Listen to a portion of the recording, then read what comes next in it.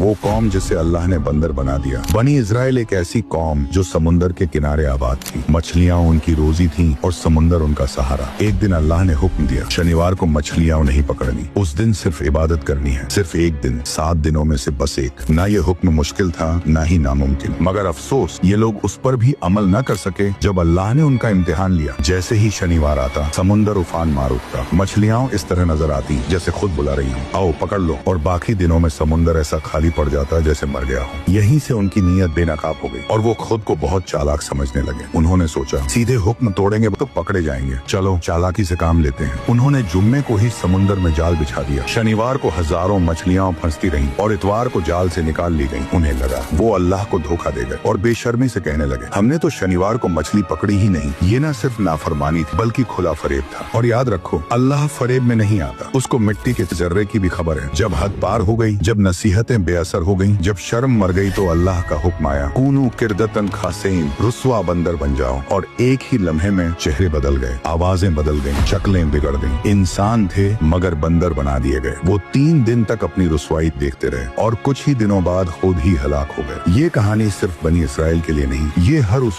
शख्स के लिए है जो अल्लाह के हुक्म को कानूनी रास्ता निकाल कर तोड़ता है। याद रखो, अल्लाह को धोखा नहीं दिया जा सकता। बेशक मेरा रब हर चीज पर कादिर है। वीडियो अगर पसंद आई तो लाइक और सब्सक्राइब जरूर करें।